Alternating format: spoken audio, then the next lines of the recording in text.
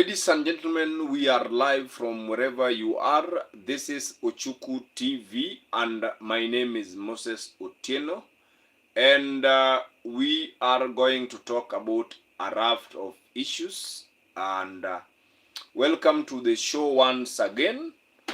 And today is on Monday, and just yesterday we had a lot of political activities, and one of them was that ODM led by Oburu Dinga was at the Tononoka grounds in Mombasa, and the other faction, which is led by Edwin Sifuna and Babu Owino, were at Orin Kitengela yesterday. What we want to discuss today is who is funding the Sifuna-led rallies, or are the Sifuna rallies being funded?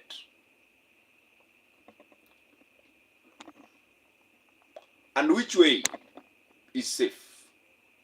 Is Oburu Dinga losing control of ODM? Is Oburu Dinga under siege to control the ODM strongholds?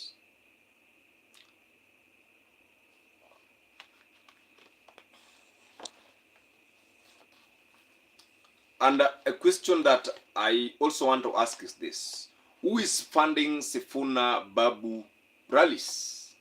Who is funding Sifuna Babu rallies?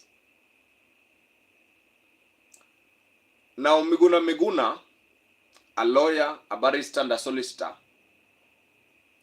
have stunned Kenyans by saying that Fred Matiang'i, Uhuru Kenyatta, are funding the rallies of Edwin Wetenya Sifuna and Babu Owino.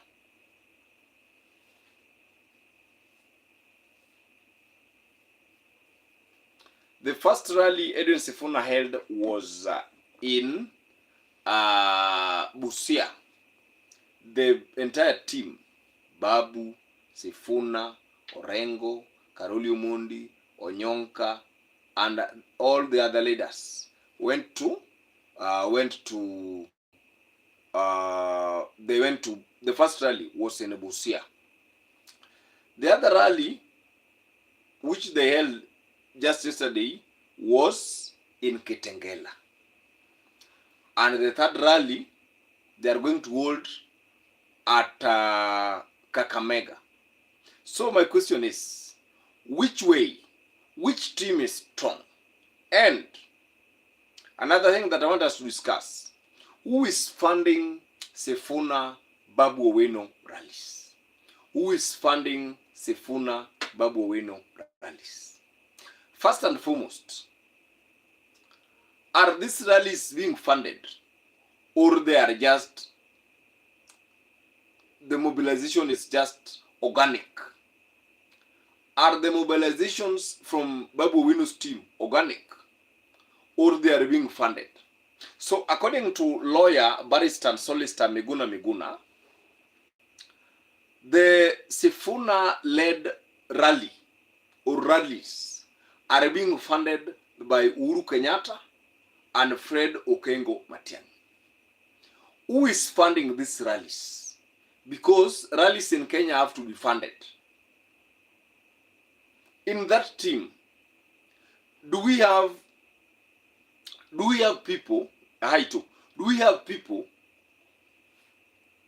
see people who can fund their own rallies?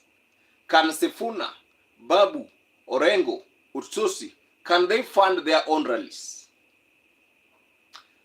There are elements in that team.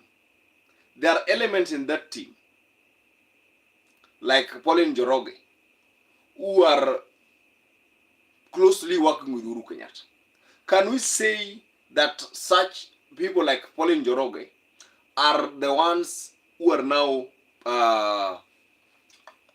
behind, or are the financiers of Babu and Sifuna and the others who are holding rallies?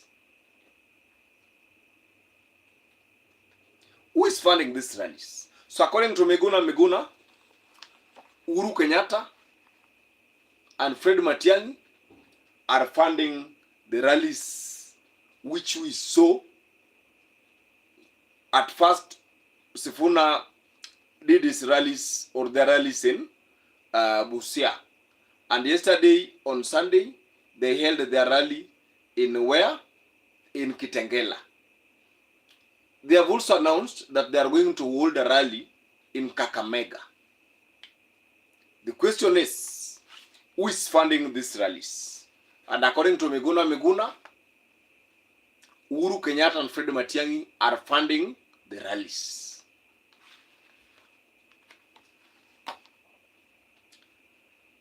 The Uburu Dinga rallies. Let me ask this also. Who is also funding the Uburu Odinga rallies? Who is also funding these rallies which is being held by Uburu Odinga rallies? Of course, William Ruto is rumored to be funding the rallies that are being held by who? By Dr. Uburu Odinga. Ruto is, there is an interview which Sifuna, the embattled SG of ODM, Edwin Sifuna, did with Yvonne Okwara at Citizen TV. And Sifuna, the then Secretary General, said this, alisema, that the funding of the rallies that are being, that ODM rallies that are being or are being organized by Uburu are being funded from State House. So right now, ODM is divided into two. And these two factions have their rallies being funded by one, William Ruto, and the other team led by Sifuna. The rallies are being funded by who? By Uhuru Kenyatta.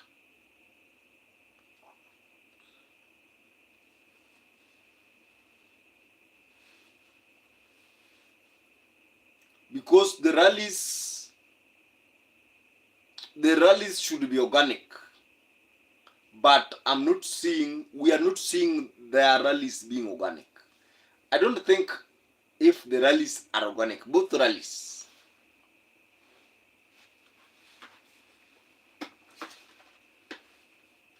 And what is the end game of all this from Sifuna team and Uburu's team? Number two, yesterday somebody was shot dead in Kitengela. Yesterday somebody was shot dead in Kitengela.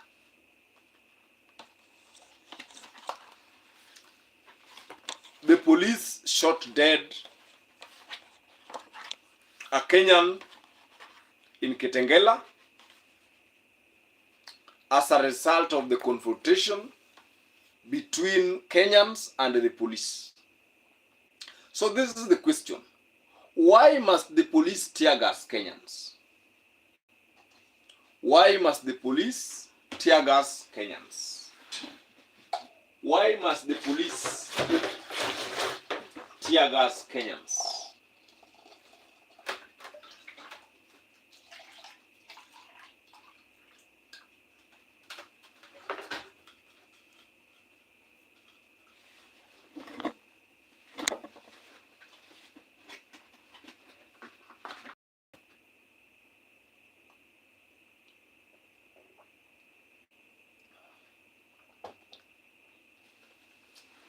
Kwa nini kila mara polisi they have to use bullets, they have to attack Kenyans? Because this was just a Kenyan attending a rally. I'm told he was a mechanic. The Kenyan who was shot by the police, who was a mechanic at Kitengela, and they went to buy some spare part for a vehicle which was being repaired by him. And in the process, he was shot by who? By the police for attending a rally.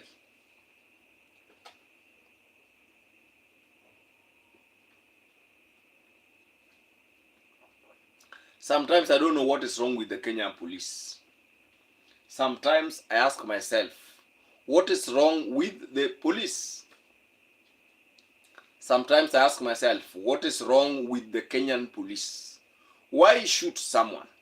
I mean, yesterday's rally was a peaceful rally, and there was no need for tear gassing Kenyans who are attending the Sifuna, Babu, and the others rally.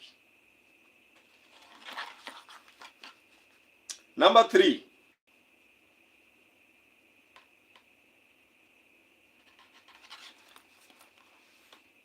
the Sifuna effect. The Sifuna effect has now made Oburu Odinga almost useless. The Sifuna effect. How will Oburu Odinga bargain for power in 2027? How will Dr. Oburu Odinga bargain for power in 2027? How will Dr. Oburu Odinga bargain for power? Remember, ODM wants a deputy president position.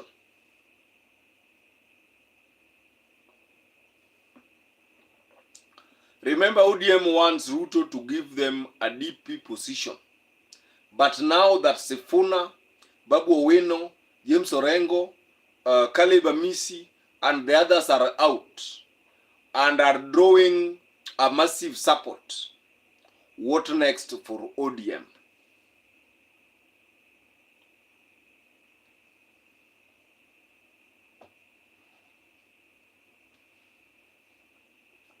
Let us just speak the truth. What next for ODM? What next for ODM? And once a vibrant party, once a big party, let us just speak the truth. Let us just tell the truth. Had Oburu Odinga not suspended Sifuna, if Sifuna was not removed from ODM, Sifuna would not have had the mileage he has now. It was a mistake. It was ill-intended. And even after removing Sifuna, the person they replaced Sifuna with could not pronounce the word constitutionalism.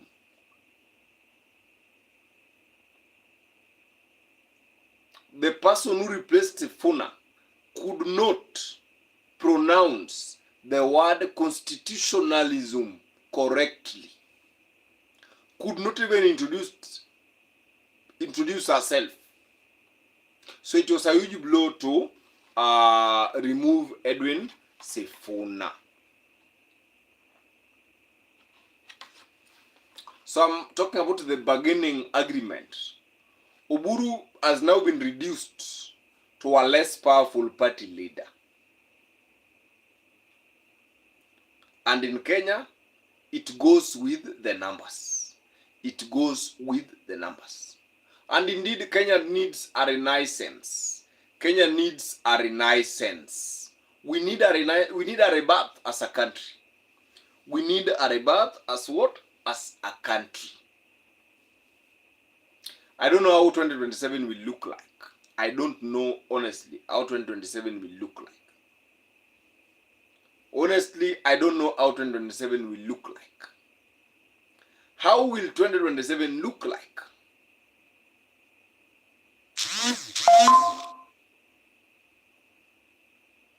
Very interesting times indeed. Very interesting times indeed.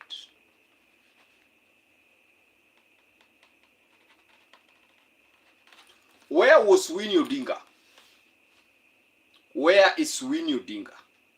The other day, we saw Winnie Odinga accompanying Edwin Sifuna at that press briefing when Sifuna was, removed as the SG of ODM. Winnie Odinga was present. But yesterday in a rally at Kitengela, Winnie Odinga was missing in action. Where is Winnie Odinga? Why is Winnie Odinga snubbing the Sifuna Babu led rallies? Why is Winnie Odinga snubbing the rallies? Winnie Odinga might be losing the opportunity. Is there anything that we don't know that Winnie Odinga knows? Because Winnie Odinga has been, hatujamuona kwa rallies nyingi, hatujamuona kwa rallies nyingi za the Sifuna, mimi ni Sifuna slogan and whatever. We've not seen Winnie Odinga. Where is Winnie Odinga? Why is she avoiding the Sifuna faction? Is she avoiding them? Is she avoiding them, by the way? Is Winnie Odinga avoiding Edwin Sifuna, Babu Owino, James Orengo, and the others gatherings? They have planned to tour Kakamega. Kakamega will be on heat. They are now planning to visit Kakamega. They are now traversing the whole country. Itakuwa moto sana. Itakuwa moto sana sana sana. Moto ya pasi. Itakuwa moto ipe. Itakuwa moto tena sana. Itakuwa moto tena sana. So Winnie Odinga amekuwa kimya. Winnie Odinga has been very silent. Very silent. We are not seeing Winnie Odinga moving around the country. We are not seeing her moving around where? Around the country with kina Edwin Sifuna, with kina Babu Owino, with kina Onyonka, with kina Ustot. You are not seeing that in Babu Owino.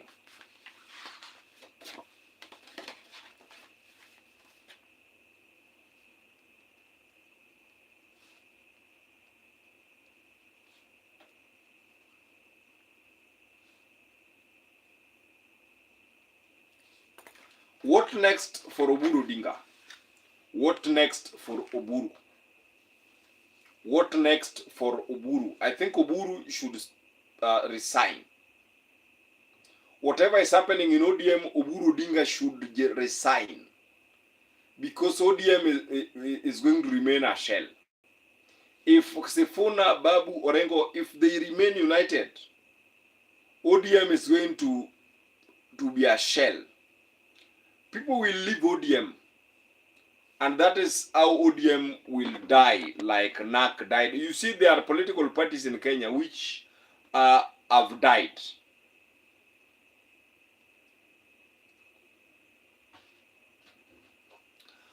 KANU died,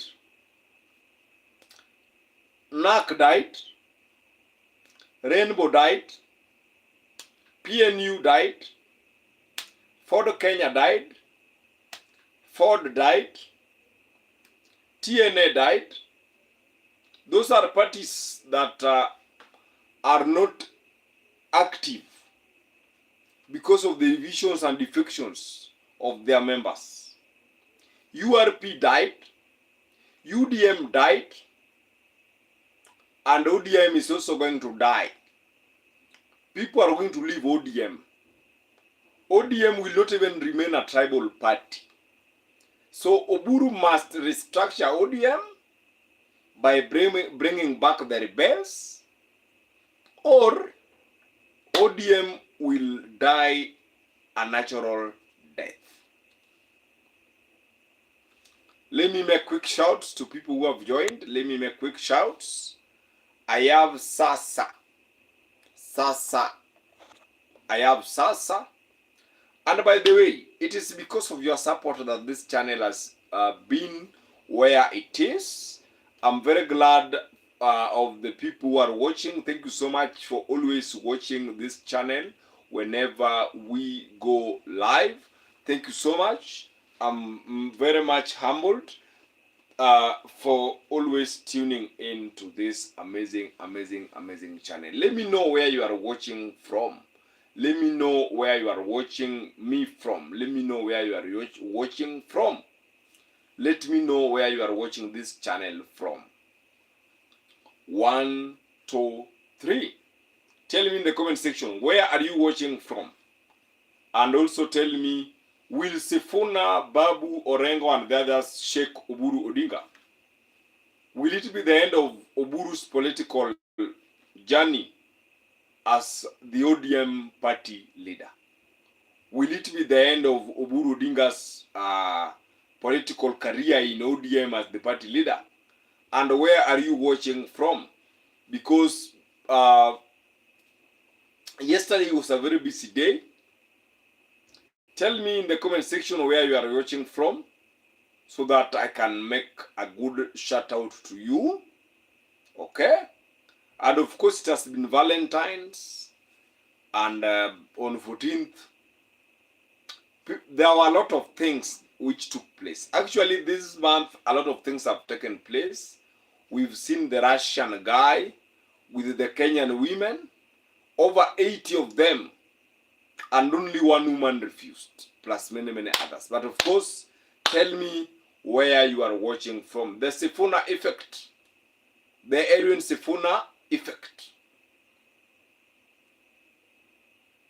Mambo imekuwa live. People thought that Sifuna would be forgotten. Up to date, people still talk about Edwin Wetenya Sifuna. People thought that Sifuna would not be a movement. If Sifuna becomes a movement, Sifuna will definitely be the one to compete Ruto. And I still believe Edwin Sifuna can just defeat Ruto. That is if the name Sifuna remains a movement. If the name Edwin Sifuna remains what? A movement. Tell me where you are watching from. My name is Moses Otieno and I'm with you on this.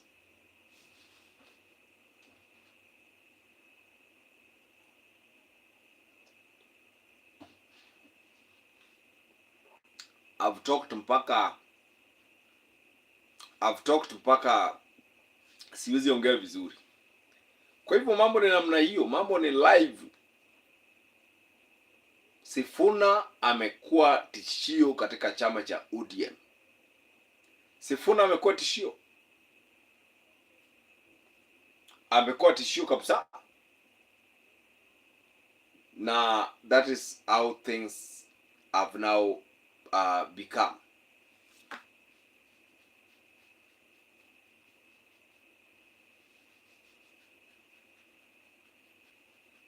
And by the way, I must appreciate our viewers from America, our viewers from Israel, our viewers from Russia, Uganda, and of course 254 Kenya, plus all the parts of the world, Denmark of course.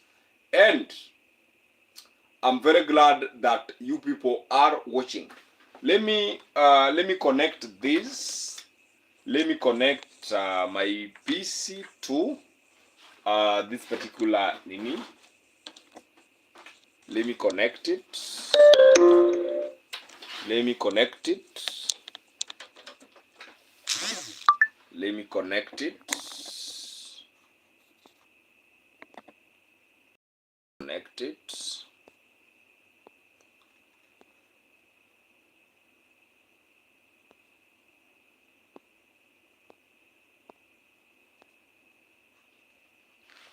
And by the way, it is 5:10.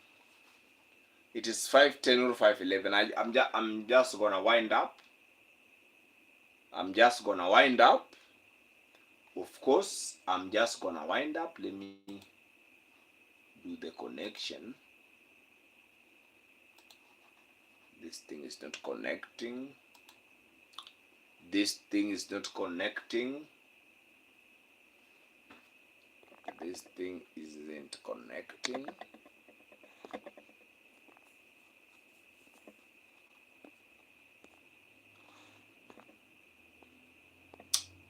Okay, connect. Let me see. This thing isn't connecting, but let me get it clear. This is my cape. I've remembered it. In case you need it, we can organize. We can strategize. We can organize, strategize. All right? in case you need it. We've got it for you.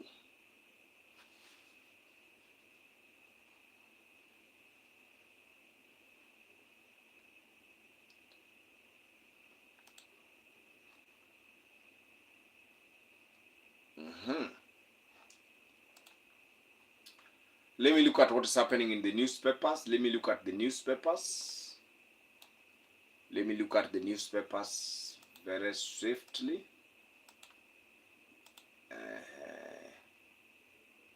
Let me look at the newspapers. The newspapers.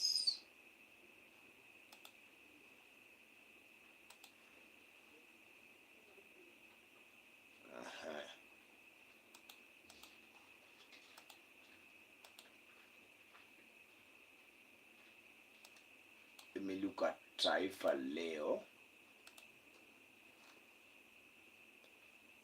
Let me look at Taifa Leo. Taifa Leo. Taifa.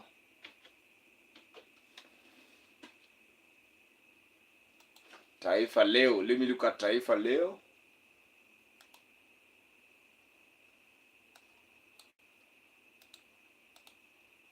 Haya, hizi ndio habari kuu katika Taifa Leo. Serikali ya Kenya yamsaka raia wa Urusi aliyejirekodi akiwinda wanawake kimapenzi.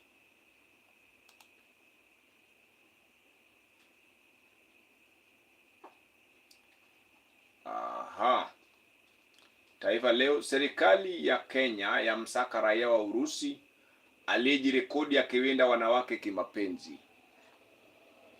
Serikali imesema inamtafuta raia wa Urusi anayedaiwa kuvizia wanawake wa Kenya, kushiriki nao mapenzi na kutundika video kwenye kurasa zake. Namna hiyo tu. Kando na hayo, wizara itatilia mkazo sera za ulinzi mitandaoni na unyanyasaji wa kidijitali, kulinda wanawake na watoto dhidi ya maovu ya kimwili na kwenye safu za mitandao, ikaongeza taarifa. Kwa hivyo serikali inamtafuta yule bwana kutoka Urusi ambaye alirekodi wanawake zaidi ya 80. Alirekodi wanawake 80. Okay, akifanya ngono nao. Waziri wa jinsia Hana Wendot amesema namna hiyo. Hana Wendot amesema namna hiyo. Kwa hivyo ni issue ambayo serikali inafuata au inafuatilia ili kuleta usawa. Waasi wa ODM sasa wafyatuka, waanza kujipanga. Waasi. Joto la kisiasa linaendelea kutokota ndani ya ODM baada ya viongozi waasi katika chama hicho kusema kuwa watapambana hadi mwisho kuzuia chama Kwa hivyo ni hayo tu. Let me look at another nini ambayo iko hapa. Makenzi sasa ashtakiwa kwa vifo kwa Binzaro alivyohusishwa kupitia ushahidi wa kisayansi. Na hapa Waiguru aonya Mlima dhidi ya kuhadaiwa. Let me look at the Standard. Let me look at the Standard newspaper. Let me look at the Standard newspaper. Standard. I'm a Daily Nation. Let me look at the Daily Nation. Let me look at the Daily Nation. The Daily Nation. A man shot dead at Sifuna rally identified. Family says Ayomo was shot dead while running errands in Kitengela. So a man was actually shot dead yesterday. A man was shot dead Sunday at a rally led by Senator Edwin Sifuna has been identified. Relatives have come out to say that their kin Vincent Ayomo was killed while running work-related errands in Kitengela. Ayomo was 28 years old. Speaking to journalists on Monday, his family revealed that Ayomo was headed to get spare parts for work at a garage on Old Namanga Road when he was shot in the face. The bullet, Kinsey, hit him below his left eye some minutes to 6 p.m. So it was very unfortunate that life was lost yesterday in that particular rally. Missouri 752 million shillings land or whatever. So that's also there. So guys, I think that is also there in the Daily Nation.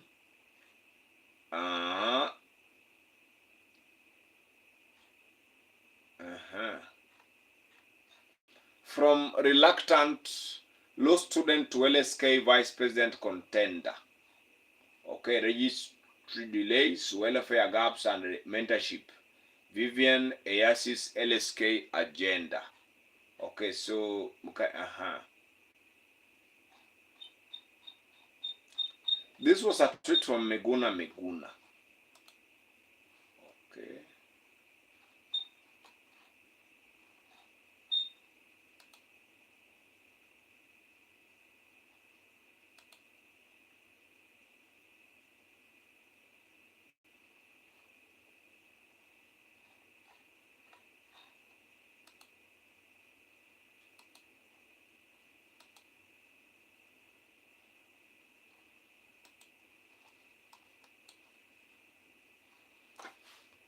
Guys, I think I have to end there.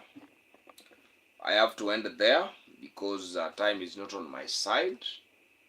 With all the thanks, I want to really wish you well. Good night from wherever you are. Also have to sleep. My name is Moses Otieno, and until next time, tomorrow is another day.